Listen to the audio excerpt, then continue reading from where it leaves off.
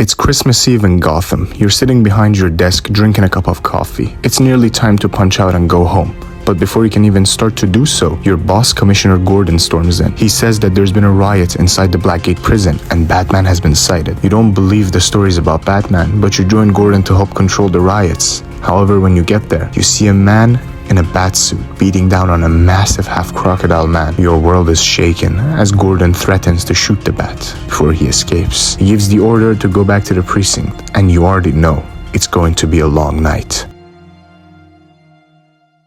Arkham Origins is the black sheep of the Arkham family. It was developed by a different studio, and the game reuses a lot of assets from the previous games. So you say, the game must be a cut and paste of Arkham City, right? And not to mention that the voice actor is not Kevin Conroy, so the game must be horrible, right? No. True, maybe the game had a rushed development, and at points you can see the same assets, and even a similar map to Arkham City, but narratively, these games couldn't be more far apart. Batman, and specifically the Batman in Arkham games, is mostly a stagnant character. He doesn't go through much personal development, nor his character changes much. These types of characters are sometimes known as the force of nature archetype. Think of characters like John Wick or Firelord Ozai. This archetype is usually used for villains because it's amazing at making a villain seem unstoppable and intimidating, that no matter what you throw at them, they're still going to come back. However, the Arkham games use this archetype masterfully. Batman feels unstoppable and he feels like he will get up no matter how he gets down, but deep down, he's just a man. And no Arkham game explored his humanity like Arkham Origins did. For once in the history of the franchise, we didn't see a totally calm and in control Batman. For once, we saw a flawed Batman. A Batman filled with so much rage and anger that he couldn't contain it. And to my 13-year-old Batman-obsessed brain, this change shook everything. I got to see a side of Batman that was rarely explored. This version of Bruce was so angry that he would throw a thug down a Christmas tree. This Bruce argued with the only person who was on his side, his only father figure. This Bruce was so overconfident and in over his head that he failed to see Bane being an actual threat, and he only realizes this when he comes close to losing Alfred. Don't add me to the weight you carry.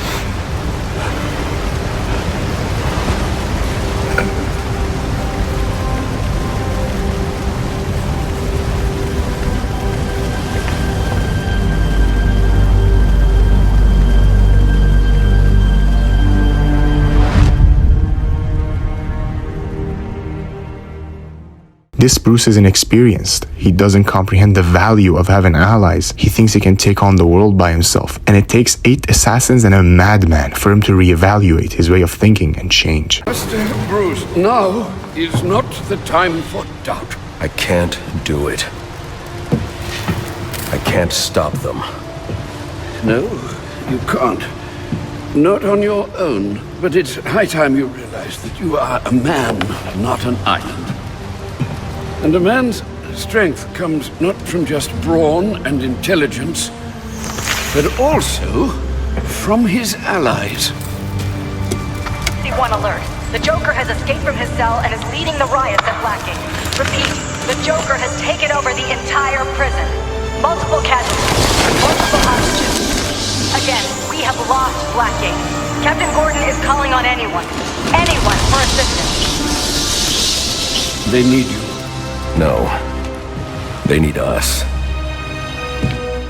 And that's something I wish I saw more of, a Batman that makes mistakes and is more flawed rather than stoic. This game might reuse a lot of assets from the previous Arkham games, and maybe there was not a big improvement on the gameplay, but this is a me thing. But I can excuse all of that if the game gives us a good narrative, and Arkham Origins does. The premise of Batman and the Joker meeting for the first time is something I'm always willing to see different takes on, and this one is my absolute favorite. This Joker is the utter opposite of Bruce. He's chaos incarnate, and Bruce is order and justice. And it's not until Bruce saves him from falling to his death that Joker becomes fascinated with Batman. A man he had spent the whole night trying to kill had just saved them. Now why? Why would you do that? Newsflash! I'm the one who's trying to kill you!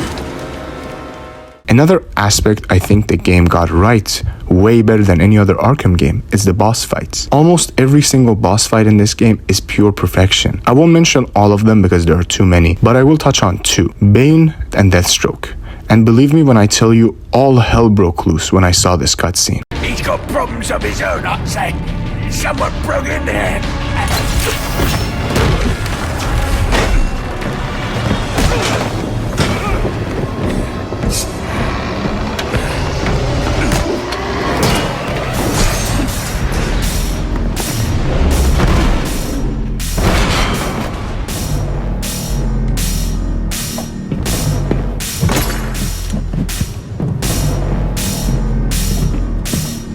It appears the game is over before it even begins.